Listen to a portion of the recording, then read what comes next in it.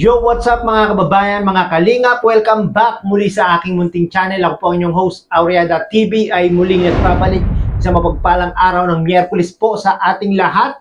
Nawa ay nasa mabubuti po tayo mga kalagayan habang pinapanood ang video na ito. Mega love shout out po, especially sa ama ng Team Kalingap, ang Kuya Bal Santos Matubang, Kalingap Rob, at Ate Edna Vlogs. Sa mga hindi po nakasubscribe sa kanilang mga channel, paki-subscribe nyo na po at pakipanood po natin ang kanilang mga video na ina-upload sa araw-araw upang sa ganon sa ating mga panonood at hindi pag-skip ng ads ay malaking tulong po ito. Hindi po ito maliit na bagay, kundi malaking tulong po ito para maipagpatuloy po nila yung kanilang programa at adhikain. Yan po ang paglingap sa ating mga kababayan. At syempre, unang priority po natin mga kababayan, mga kalingap, ang YouTube channel ni Kuya Bal Santos Matubang upang sa ganon ay mas mapalawak pa po ang kanilang team sa iba't ibang dako ng Pilipinas. At yung ating thumbnail yan mga kababayan, mga kalingap, nabasa nyo naman, Erica balik sa normal na buhay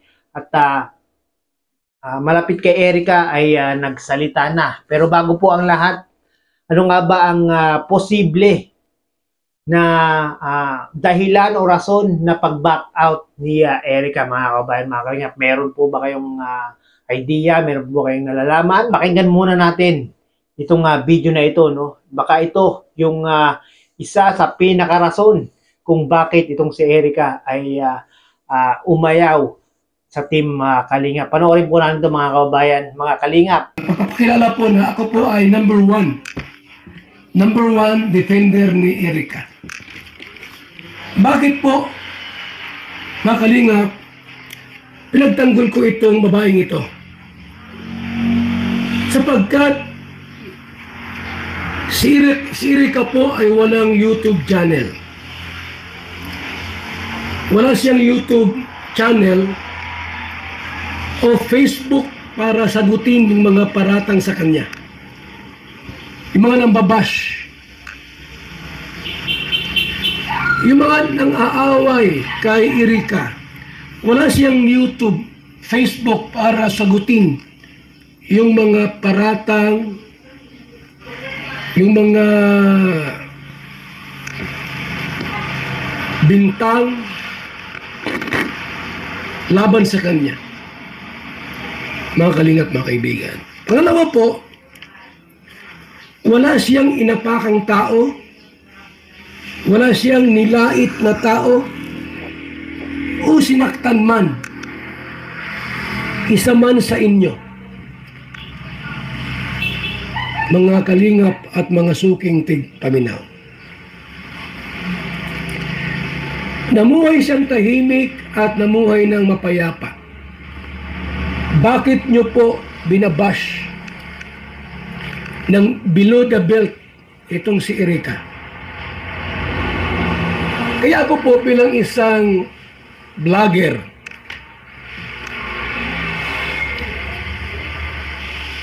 mga kalingap, ipagtanggol ko po ang sinuman ng mga beneficiaries ni Kalingap Rob o ng Kalingap para meron siyang busis, mga kaibigan, na ipaglaban yung kanyang sarili. Kaya nga po, ang aking tima dyan, Kuya Val, number one defender ni Erica. Sapagkat si Erica po, walang channel. Wala siyang inapakang tao, wala siyang nilait, wala siyang inawa.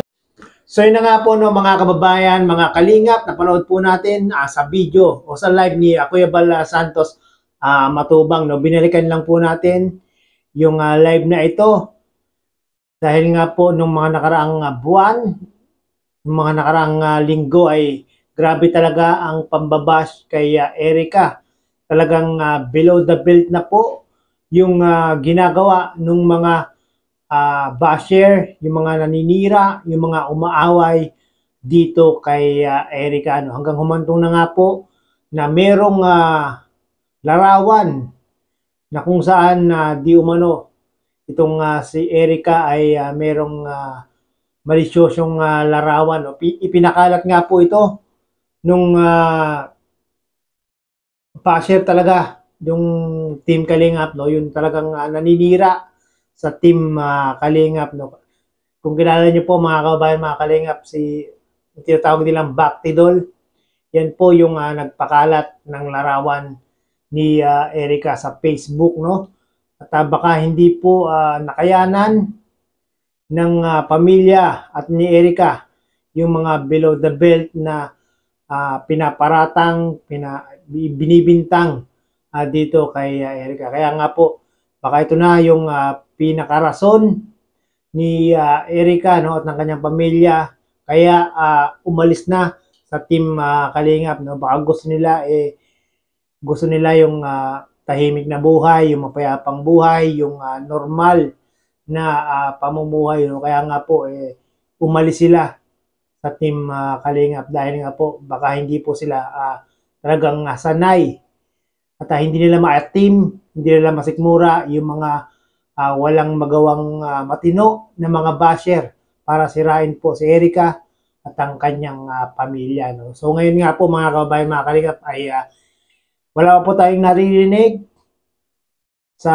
kay Erica at sa pamilya ni Erica, no? At talagang pinili nilang talagang manahimik na lang para po sa ikatatahimik ng kanilang pamilya, no?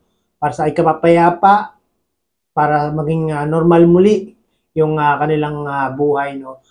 At hindi man natin marinig yung mga malalapit nila sa buhay, marinig natin ngayon dito sa video ito yung malapit sa pamilya nila Erica, no?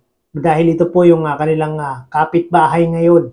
Siya po ang siyempre may nakakaalam din tong kapitbahay nila na to dahil sila po yung nakakausap, nakakasalamuha nila Erica at ng kanyang pamilya. Panoorin po natin ito mga kababayan, mga Kalingap. Ito si Nanay Amparo, ang malapit po na kapitbahay nila Erica. So ngayon ay anong mensahe nyo na ayun, medyo nakilala na si Erica ng Team Kalingap, yung pamilya? Sana kahit pa paano kung anong problema man dumating kay Erica, sana tulungan niya pa rin ang sarili niya. Huwag siyang patatalo kung anong mga basher sa kanya.